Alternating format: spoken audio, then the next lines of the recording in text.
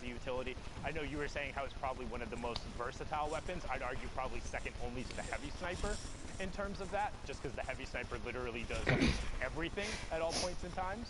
But I mean, just with how good these guys are with the flint, like I can pick up a heavy sniper and get a couple elims, like that's fine. Most of the players can because it's 150 the body. But these guys make the flint knock look just so good. I feel like the heavy sniper is the #1 weapon for assisting other weapons and getting eliminations. Rock into a heavy snipe, even a double heavy sniper pushing in, you know, take a wall, push in and shotgun. The flintlock has the movement mechanic on top of it, but it can't, like you said, it can't do things the heavy sniper can do. You can't remove a wall with it on the spot. You can't chain it into other weapons. The flintlock, though, is you catch yourself with it. Both weapons, though, are crazy. 1A, 1B. How about that? There you go. Exactly. But yeah, I definitely do agree with you. The heavy sniper enabling others and giving people a long range component. But Airwalk's right there. Top awareness. Just love to see it. Disables Amsdalo and gets everything from it, but needs to circle back and try and get that chug and pop it like now if he wants the HP to get off of that. Wenn du dich fragst, was ich gerade hier mache, ich schaue gerade den World Cup an für Fortnite, der gerade jetzt ist. Jetzt müssen wir kurz das Minispiel spielen. Ah, jetzt endlich. Decides to rotate down underneath. Take the chance here to just box up a little bit, opting not to push that player. You can't really tell how much HP and shield they potentially have, so if he does go out there, he doesn't see what we see. Only 100, maybe 99 HP. Gross in there, but Airwalk's probably, I mean, the player of this caliber could easily push into 96 and the follow through, like we said. There's a pickup. Airwalk's got up to 3 now, 32 points, and a ton of builds. Yeah, and the shadow bomb for it, which for this longer rotation is going to be huge. Just the one, though. Yes, the one. Just the one, and it's going to pop it early. Also notice you can see that Storm Surge threshold on the right side. So what Storm Surge is, once you get into these later circles for circles 6 and 7, if there's more than 30 people left in the lobby, if you have been the passive player, Storm Surge will begin to punish you. You will start taking 10 damage every second as it comes out through. Once those strikes come on down, and now it turns off since we're below the 30 player threshold. So now just all about the elims and the rotation, since we're not even at the placement thresholds yet. I just want to point out quick too, as you said, for passive players, Airwalk's definitely an example of not a passive player. He was 500, a little over 500 damage above the threshold, which is insane. And it's shots like that, 80 to the back on the fish on rotation, that kept him safe from Storm Surge. Crusher goes down. Airwalk picks up his 4th elimination. One more elim. We get to the placement points here. Top 25. Going to pick up 3 there. Get to top 15, that's 5. Top 5, that's 7. And that Victory Royale is 10. Reminding everybody, if you're just jumping into the stream, if you haven't heard what the format is like, always going to kind of refresh that in your memory. All the way up on high ground, looked like that might have been Skype. I'm not sure if dropped in. I'm not seeing him. I believe that was him all the way up there.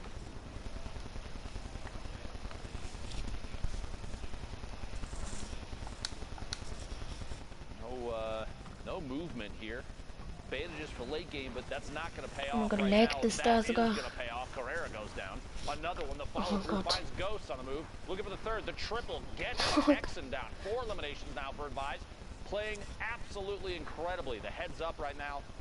You'll love to see it. Oh, baby, a triple. Well done right there. And that was Skype up on the high ground. You saw him now just drop back down with a number of players going up, getting closer to that 2nd placement threshold.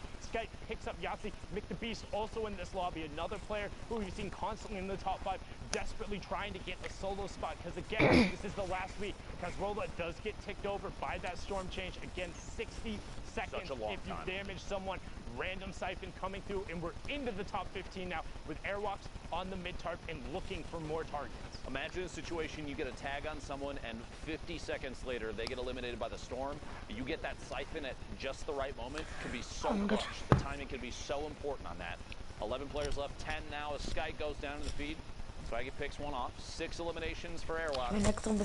Push through this wall, find a player on the rotation behind. Back-to-back shots, takeoffs, gets eliminated. Airwalk picks up another one. He's doing so well at finding people on the edge of the storm, getting next into the storm for longer than enough to take more than 1 tick. It does take a second to go through, and Majestic actually just picked up a triple of his own because of those storm changes. 1 player he elim, 2 got ticked over from the storm. That should be the player potentially up on the high ground. But now we have our top 5 Airwalks. 2 builds left, is running with that campfire now, but is sitting on 7 elims. Advise all the way up on the high ground. Majestic was on the low ground with Mick the Beast. Airwalks in the bottom right-hand corner, gets traded out by Mick the Beast. Zadek drops down in the shadow form. He's not jumping around, so the player doesn't know where he is. 80 to the body. Can he find it? Pushes through with the combat. Says, I don't need a pickaxe. I'll just take your wall anyway.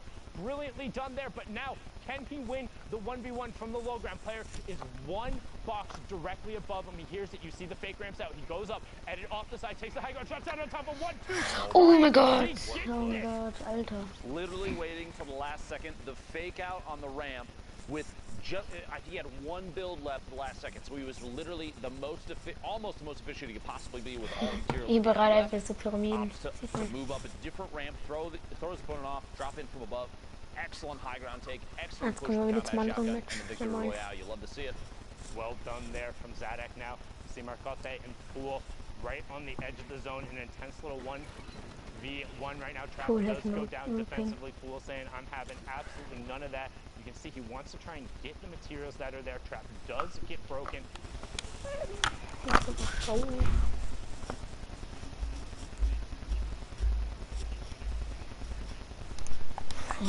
Blows the whistle, says it's time to go. The whistle to signal the push. Honestly, oh, that's very funny. Push in there. Fool gets 2 taps there. The shotgun follows through a 92 crit. Gives him the elimination.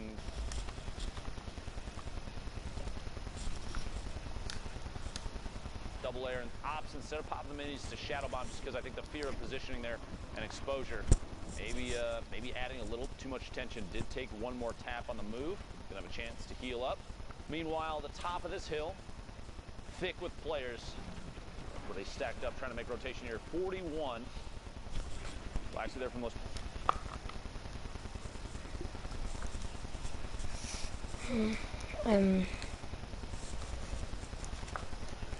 To get their solo spot, you see Kuma using the stink to try and force the player forward, and then editing out. Boom, there goes the second one, knowing they can't stack in volume and quadrant. That one smells. Go get yourself a gas mask. Try and queue back up. Players in on 3. Elims now, holding the edit. He's going to try and peek on through, deciding to apply a little more pressure. Oh my gosh, the back-to-back. The stink bombs, very lethal, especially at this point in the game. You have to realize these players understand if there's people that were caught rotating, got tagged up significantly, and didn't have the ability to heal, as will be the case quite often in games like this, where you have so many people in such a tight space. There's a good chance that people that are boxed up in front of you are potentially missing HP, maybe some fall damage, maybe they got hit by multiple people on rotation. It could have been, I mean, we even saw a Shadow Bomb player get shot just moments before that, and we're about 50 HP.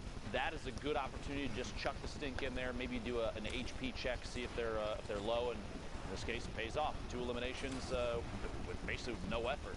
And as you said before, we're looking to get the player count down to 30 before that storm surge goes away. We're sitting at 38 above for Dave. 32 players left, so 2 more need to go down.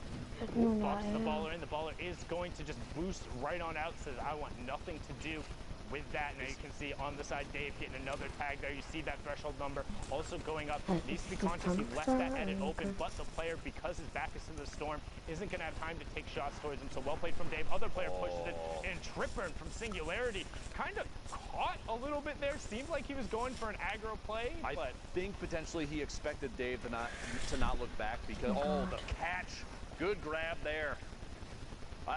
Tripburn, I feel like was thinking, okay, Dave's not looking at me. I'm just going to step out. I have the angle. I'm going to take the shot.